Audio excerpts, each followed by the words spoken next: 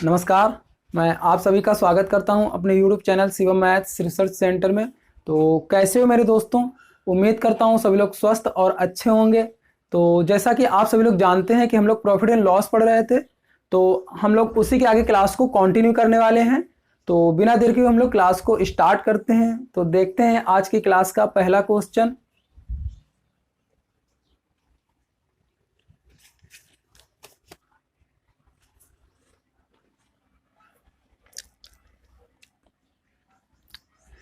मेरे दोस्तों, आज की क्लास का पहला क्वेश्चन स्क्रीन पर आ चुका है। तो सवाल को पढ़िएगा, देखिएगा सवाल में क्या कह रहा है कि एक व्यक्ति अपने माल को लागत मूल्य से x% ऊपर चिन्हित करता है और चिन्हित मूल्य पर 30% की छूट देता है। यदि उसका लाभ 5% है तो x का मूल्य होगा।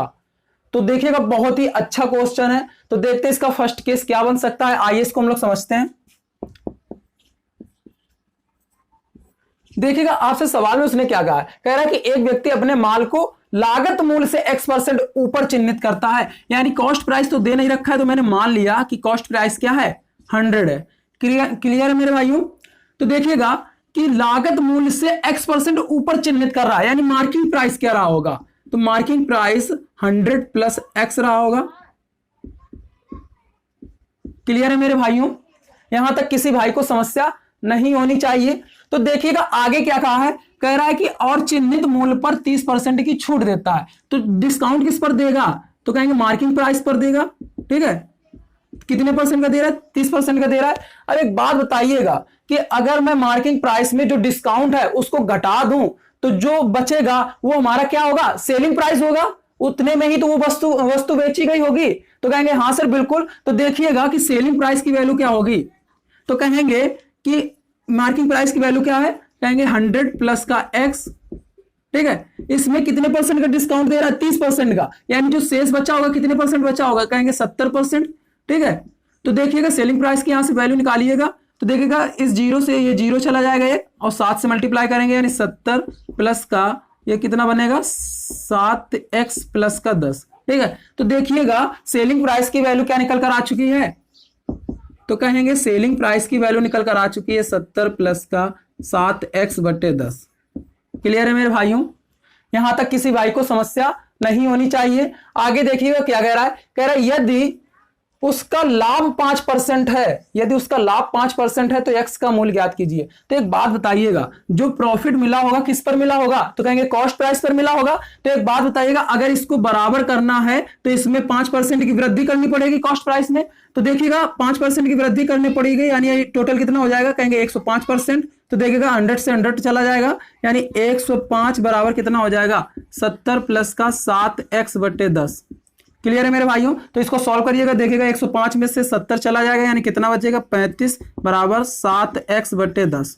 ठीक है, 7 × 35, और इसका देखिएगा मल्टीप्लाई हो जाएगा तो x बराबर कितना आ जाएगा 50। ठीक है, तो देखिएगा x क्या है, परसेंट में है, यानी x की वैल्यू क्या आ गई है 50%।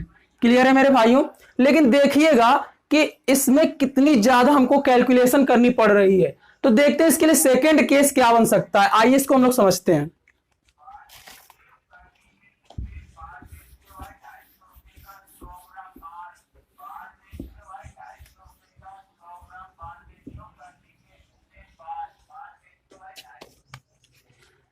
देखते हैं इसका सेकंड केस क्या बन सकता है। आइए इसको हम लोग समझते हैं। देखिएगा इस सवाल को करने का सबसे बेस्ट मेथड है सक्सेसिव केस। तो आइए इसको हम लोग समझते हैं। देखिए क्या कह रहा है कि एक व्यक्ति अपने माल को लागत मूल्य से x% ऊपर चिन्हित करता है। मैंने मान लिया कि x से y चिन्हित कर रहा है। क्लियर है मेरे भाइयों? आगे क्या कह रहा है कि और चिन्हित मूल्य पर 30% की छूट देता है। यानी देखिएगा 30% की फ्रैक्शंस वैल्यू क्या होती है, तो कहेंगे कि 3/10 होती है। ठीक है, छूट दे रहा है यानी डिस्काउंट होगा, तो टोटल में से कितने यूनिट का डिस्काउंट होगा, तो कहेंगे 3 यूनिट का डिस्काउंट होगा, यानी टोटल में से कितने घट जाएंगे 3 यूनिट, यानी कितना बचेगा 7। क्लियर है मेरे भाइयों? आगे क्या कह रहा है, यदि उसका लाभ 5% है तो x का मूल्य ज्ञात कीजिए। तो एक बात बताइएगा कि 5% की फ्रैक्शंस वैल्यू क्या होती है, तो कहेंगे 1/20 होती है, यानी उसको प्रॉफिट हो रहा है तो टोटल में से 1 यूनिट का प्रॉफिट होगा। क्लियर है मेरे भाइयों? तो देखिएगा 20 से बढ़कर कितना हो जाएगा, तो कहेंगे 21 हो जाएगा। क्लियर है मेरे भाइयों? तो देखिएगा इसको सॉल्व कर लीजिएगा, 0 से 0 चला जाएगा, 7 × 21, ठीक है, तो x और y का रेशियो क्या निकल कर आ जाएगा, 2:3। ठीक है, तो देखिएगा कि कितने की वृद्धि हो रही है, तो कहेंगे यहां देखिए कितने की वृद्धि हो रही है, तो कहेंगे 1 यूनिट की वृद्धि हो रही है। और जैसा कि हम लोग जानते हैं कि किस पर हो रही है, तो कहेंगे इस 2 पर। ठीक है, तो 1/2। और जैसा कि हम लोग जानते हैं कि 1/2 जो फ्रैक्शंस वैल्यू है 1/2, इसको हम परसेंटेज में कितना लिख सकते हैं, तो कहेंगे 50% लिख सकते हैं। क्लियर है मेरे भाइयों, तो x का मान क्या निकल कर आ चुका है, 50%। तो क्लियर है मेरे भाइयों, तो चलो फिर बढ़ते हैं अगले सवाल की ओर, देखते हैं अगला सवाल।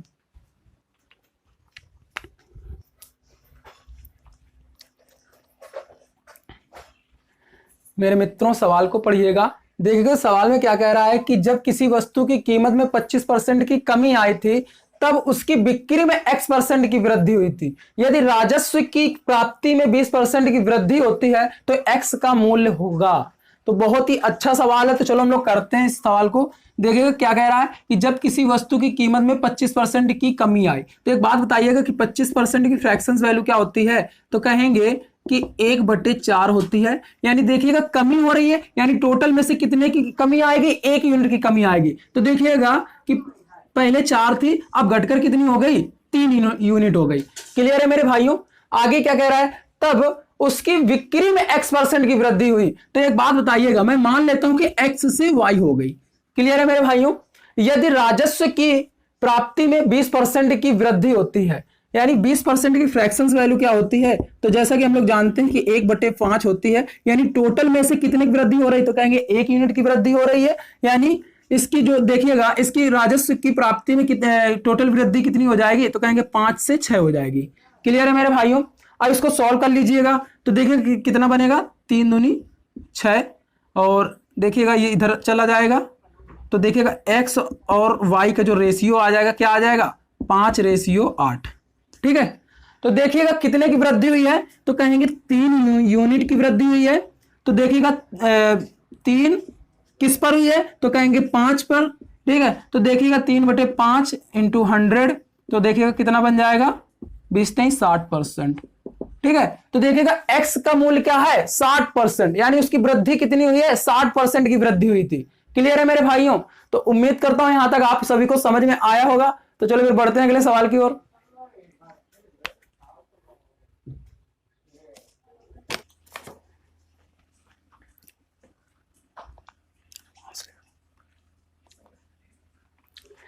मेरे दोस्तों सवाल को पढ़िएगा,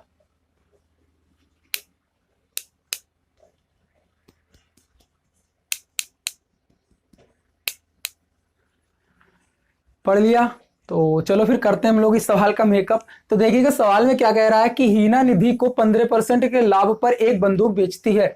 निधि दीपिका को इसे 20% लाभ पर बेचती है। दीपिका इससे 20% की हानि पर पुनः हीना को बेच देती है। हीना द्वारा अर्जित समय लाभ या हानि प्रतिशत ज्ञात कीजिए। तो देखिएगा बहुत ही एडवांस लेवल का क्वेश्चन है।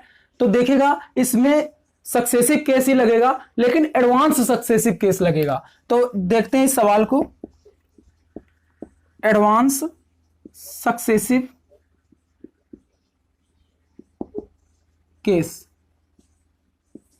तो देखिएगा सवाल में आपसे क्या कहा है, कह रहा है हीना निधि को 15% लाभ पर एक बंदूक बेचती है। तो एक बात बताइएगा कि 15% की फ्रैक्शंस वैल्यू क्या होती है, तो कहेंगे 3/20 होती है। क्लियर है मेरे भाइयों, लाभ हो रहा है, इसका मतलब टोटल में से कितने का लाभ हो रहा है, तो कहेंगे 3 यूनिट का लाभ हो रहा है। तो कितना हो जाएगा, 20 से बढ़ के 23 हो जाएगा। क्लियर है मेरे भाइयों, आगे क्या क्या कह रहा है कि निधि दीपिका को इसे 20% लाभ पर बेचती है। तो एक बात बताइएगा कि 20% की फ्रैक्शंस वैल्यू क्या होती है, तो कहेंगे 1/5 होती है। यानी देखिएगा कि लाभ हो रहा है, यानी टोटल में से कितने का लाभ होगा, तो कहेंगे 1 यूनिट का लाभ होगा, यानी 5 से बढ़कर कितना हो जाएगा, 6 यूनिट। क्लियर है मेरे भाइयों, आगे क्या कह रहा है कि दीपिका इसे 20% की हानि पर पुनः हीना को बेच देती है। तो एक बात बताइएगा कि 20% की फ्रैक्शन वैल्यू क्या होती है, तो कहेंगे 1/5 होती है। इसे हानि पर बेच रही है, यानी टोटल में से कितने की हानि होगी, तो कहेंगे 1 यूनिट की हानि होगी, यानी 5 से घटकर कितना हो जाएगा, 4 यूनिट।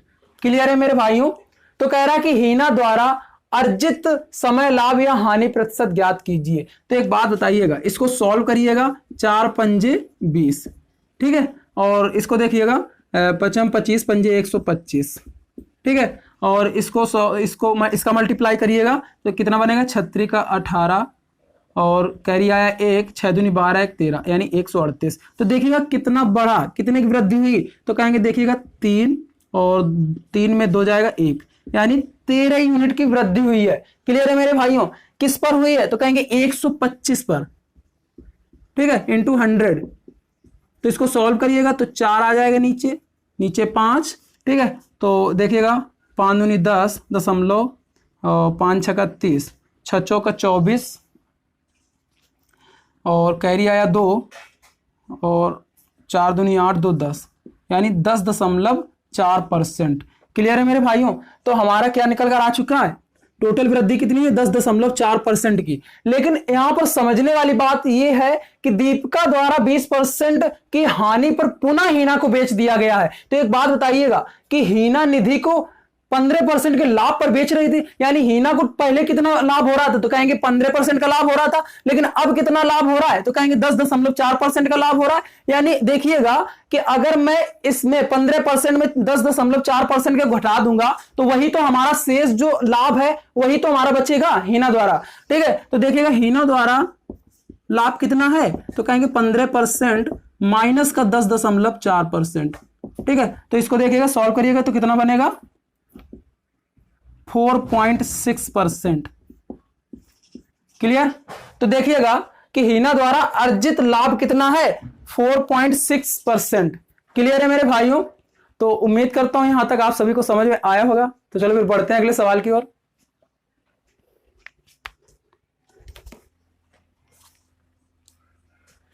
मेरे दोस्तों सवाल को पढ़िएगा, देखिएगा सवाल में क्या कह रहा है कि एक फुटकर व्यापारी 27 पेन के अंकित मूल्य पर 30 पेन खरीदता है। अगर वह ग्राहक को पेन अंकित मूल्य पर बेचता तो उसका लाभ प्रतिशत क्या है। उसने देखिएगा सेकंड स्टेप में क्या कहा है, अगर वह ग्राहक को पेन अंकित मूल्य पर बेचता। तो एक बात बताइएगा कि अंकित मूल्य क्या है, 30 पेन है, ठीक है, यानी मार्किंग प्राइस क्या है, 30 पेन, ठीक है। और कॉस्ट प्राइस क्या है, तो कहेंगे 27 पेन है। लेकिन उसने क्या कह रखा है कि अगर वह ग्राहक को पेन जो है अंकित मूल्य पर बेचता, यानी जो मार्किंग प्राइस है वही क्या हो जाएगी, सेलिंग प्राइस हो जाएगी। क्लियर है मेरे भाइयों? तो एक बात बताइएगा, इसको प्रॉफिट कितना हुआ है, तो कहेंगे 3 पेन के, यही तो इसको प्रॉफिट हुआ है।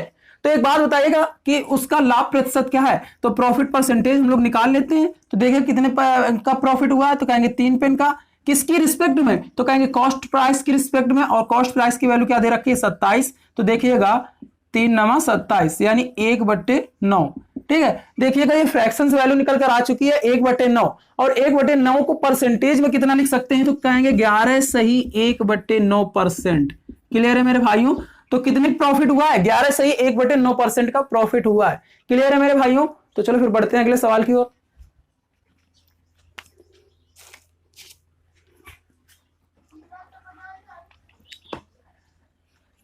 मेरे मित्रों सवाल को पढ़िएगा, देखिएगा सवाल में क्या कह रहा है कि एक फुटकर विक्रेता थोक से 56 कलमों के अंकित मूल्य में 70 कलम खरीदता है और ग्राहकों को अंकित मूल्य पर बेचता है, तो फुटकर विक्रेता का लाभ प्रतिशत ज्ञात करें। तो चलो हम लोग करते हैं इस सवाल को। देखिएगा क्या कह रहा है कि एक फुटकर विक्रेता थोक से 56 कलमों के अंकित मूल्य पर 70 कलम खरीदता है, यानी अंकित मूल्य क्या है, मार्किंग प्राइस क्या है, तो कहेंगे 70 कलम। क्लियर है मेरे भाइयों? वहीं उसका कॉस्ट प्राइस क्या है, तो कहेंगे कॉस्ट प्राइस है 56 कलम।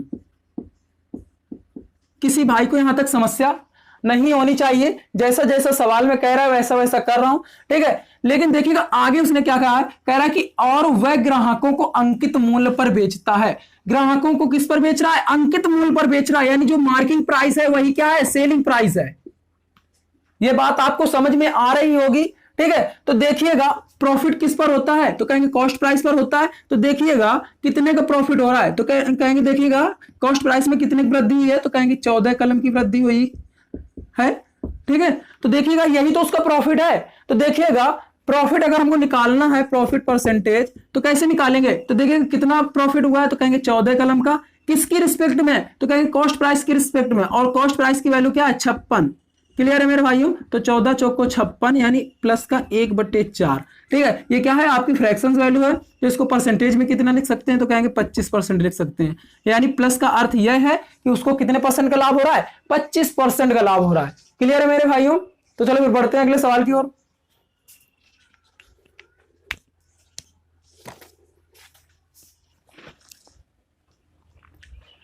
मेरे मित्रों सवाल को पढ़िएगा, देखिएगा सवाल में क्या कह रहा है कि एक थोक विक्रेता 36 कलम के अंकित मूल्य में 40 कलम बेचता है और विक्रेता ग्राहकों को 1% छूट पर बेचता है, तो लाभ प्रतिशत ज्ञात करें। तो बहुत ही अच्छा सवाल है। तो चलो हम लोग करते हैं इस सवाल को। देखिएगा क्या कह रहा है कि थोक विक्रेता 36 कलम के अंकित मूल्य में 40 कलम बेचता है, यानी मार्किंग प्राइस क्या है, तो कहेंगे 40 कलम। कितनी है, 40 कलम। वहीं उसका कॉस्ट प्राइस क्या है, तो कहेंगे कॉस्ट प्राइस है 36 कलम। क्लियर है मेरे भाइयों।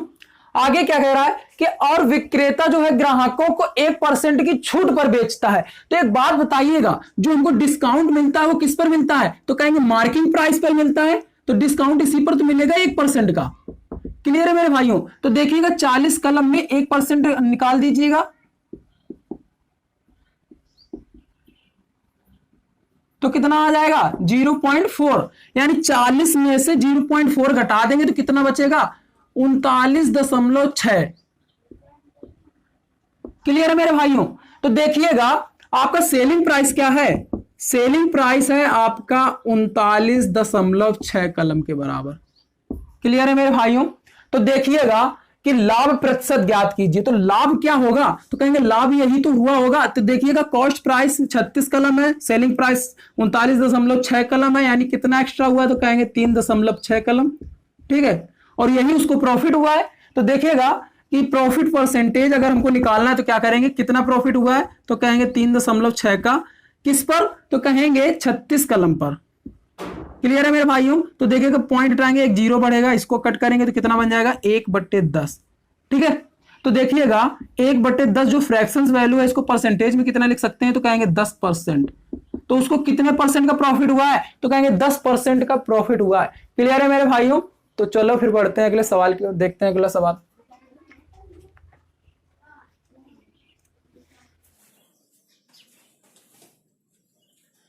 मेरे दोस्तों सवाल को पढ़िएगा, देखिए सवाल में क्या कह रहा है कि एक निर्माता दवा के प्रत्येक 12 दर्जन बोतल पर 1 दर्जन बोतल देने का वादा करता है और अंकित मूल्य पर 25% की छूट भी देता है। यदि एक बोतल अंकित मूल्य से ₹117 की है तो बोतल का वह न्यूनतम मूल्य ज्ञात करें जिसमें कोई हानि ना हो।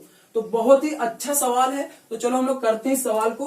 देखिए क्या कह रहा है कि एक निर्माता दवा के प्रत्येक 12 दर्जन बोतल पर 1 दर्जन बोतल देने का वादा करता है। तो एक बात बताइएगा कि 12 दर्जन का कॉस्ट प्राइस जो होगा 13 दर्जन के मार्क प्राइस के बराबर होगा।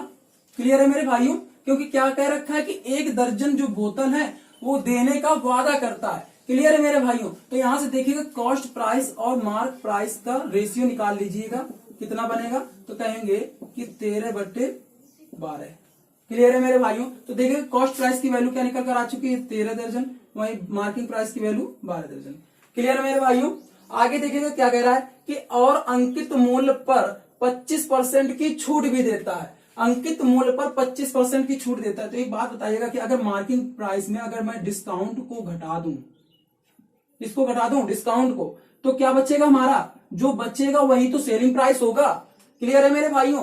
तो देखिएगा आगे उसने क्या कह रखा है, कह रहा है यदि एक बोतल अंकित मूल्य से 117 रुपए की है, तो क्या कह रहा है कि मार्किंग प्राइस जो है बोतल का कितना है 117 रुपए है।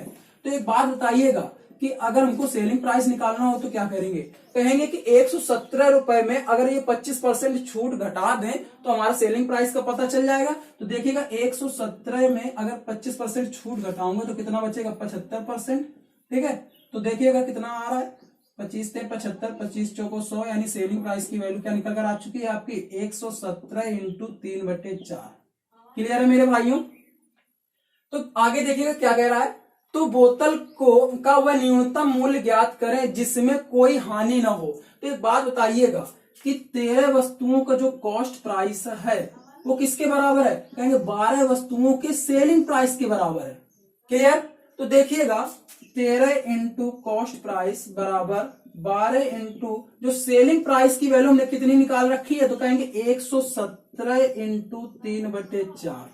तो देखिएगा 13 9 117 और 4 3 12, तो देखिएगा 3 3 9 9 9 81, यानी कॉस्ट प्राइस की वैल्यू क्या निकल कर आ चुकी है, 81 रुपए। क्लियर है मेरे भाइयों। तो देखिएगा तो बोतल का वह न्यूनतम मूल्य क्या रखना पड़ेगा, 81 रुपए, जिससे उसको कोई हानि ना हो। क्लियर है मेरे भाइयों। तो उम्मीद करता हूं यहां तक आप सभी को समझ में आया होगा। तो चलो फिर बढ़ते हैं अगले सवाल की ओर।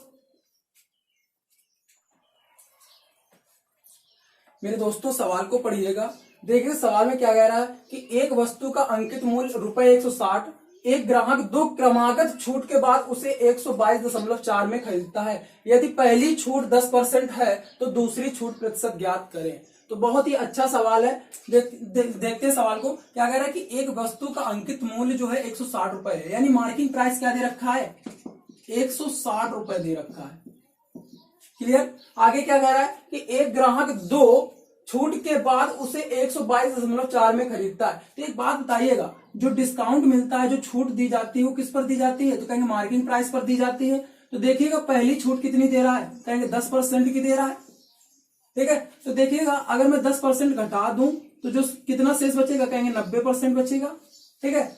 और दूसरी छूट हमको पता नहीं है, तो मैंने मान लिया कि X%। ठीक है, यानी X/100, जो कि किसके बराबर होगा, तो कहेंगे वो कितने में खरीद रहा है, 122.4 में। क्लियर है मेरे भाइयों। तो देखिएगा 2 जीरो से 2 जीरो चले जाएंगे, इसको कट करिएगा तो कितना कट बनेगा, देखिएगा 9 1 9 और 9 3 27.9 ठीक है। और इसको कट करिएगा तो देखिएगा 8 दूनी 16 और 8 1 8 दशमलव, और कितने बार कटेगा,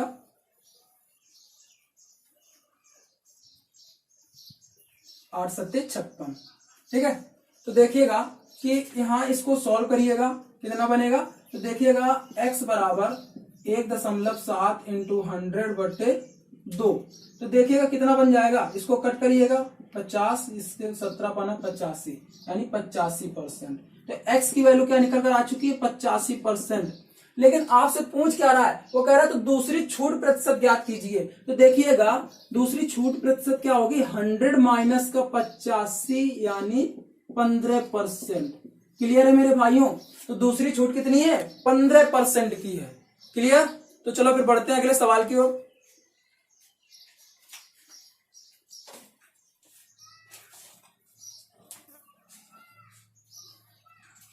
मेरे दोस्तों सवाल को पढ़िएगा। देखिएगा सवाल में क्या कह रहा है कि एक वस्तु का अंकित मूल्य ₹65 है, एक ग्राहक 2 क्रमागत छूट के बाद ₹56.16 में खरीदता है। यदि दोनों क्रमागत छूट क्रमशः 4% और K% है तो K का मान ज्ञात कीजिए। तो बहुत ही अच्छा सवाल है। चलो हम लोग करते हैं सवाल को। देखिएगा क्या कह रहा है कि अंकित मूल्य क्या है, 65 रुपए है। तो एक बात बताइएगा कि मार्किंग प्राइस क्या दे रखा है आपका, 65 रुपए दे रखा है। क्लियर है मेरे भाइयों। आगे क्या कह रहा है कि एक ग्राहक 2 क्रमागत छूट के बाद ₹56.16 में खरीदता है। तो एक बात बताइएगा कि जो डिस्काउंट मिलता है, जो छूट दी जाती है, वो किस पर दी जाती है, तो कहेंगे कि मार्किंग प्राइस पर दी जाती है। तो देखिएगा कि 65 रुपए में पहली छूट कितनी दी जा रही है, तो कहेंगे 4%। और एक बात बताइएगा कि 4% की फ्रैक्शन वैल्यू क्या होती है, तो कहेंगे कि 1/25 होती है, यानी छूट दी जा रही है। तो टोटल में कितने यूनिट की छूट दी जा रही है, कहेंगे 1 यूनिट की, यानी शेष क्या बचेगा, तो कहेंगे 24/25 बचेगा। क्लियर है मेरे भाइयों। दूसरी छूट कितनी दी जा रही है, तो कहेंगे K% की दी जा रही है, यानी K/100। क्लियर है मेरे भाइयों। जो कि किसके बराबर है, तो कहेंगे कितने पर खरीद रहा है, कहेंगे 56.16 में रुपए में। क्लियर है मेरे भाइयों। तो इसको सॉल्व कर लीजिएगा। देखिएगा 55 25, 5 के 5 5 3 15। क्लियर है मेरे भाइयों। देखिएगा 13 चौको 52 दशमलव, कितना बचा, 13 3 39 और 13 दूनी 26। ठीक है। अब इसको कट करिएगा तो देखिएगा 8 3 24 और दशमलव, 8 5 40, 8 चौक 32। ठीक है। फिर से कट करिएगा तो देखिएगा दशमलव, 3 का 3 और 3 24। ठीक है। तो देखिएगा ये कितना बना, 500। तो के बराबर कितना हो जाएगा, 500 इंटू 0.18। ठीक है। तो देखिएगा ये अगर पॉइंट हटाएंगे तो 2 जीरो हट जाएंगे। ठीक है। और 18 पंचे 90। यानी 90%। तो के की वैल्यू क्या आ गई 90%। लेकिन देखिएगा के का जो वैल्यू जो डिस्काउंट है, तो डिस्काउंट कितना होगा, तो डिस्काउंट होगा आपका 100 माइनस का 90 बराबर 10%। क्लियर है मेरे भाइयों। तो उसको डिस्काउंट कितना दिया गया है 10% का दिया गया है। क्लियर है मेरे भाइयों। तो आज के लिए इतना ही, और अगर क्लास पसंद आई हो तो कमेंट सेक्शन में जरूर बताइएगा, और जो हमारे चैनल पर पहली बार विजिट कर रहे हैं वो हमारे चैनल को सब्सक्राइब कर लें एंड बेल आइकन को प्रेस कर लें, ताकि आने वाले वीडियोस के नोटिफिकेशन आप सभी तक पहुंचते रहें। तो फिर मिलते हैं अगले वीडियोस में, तब तक के लिए ऑल द बेस्ट।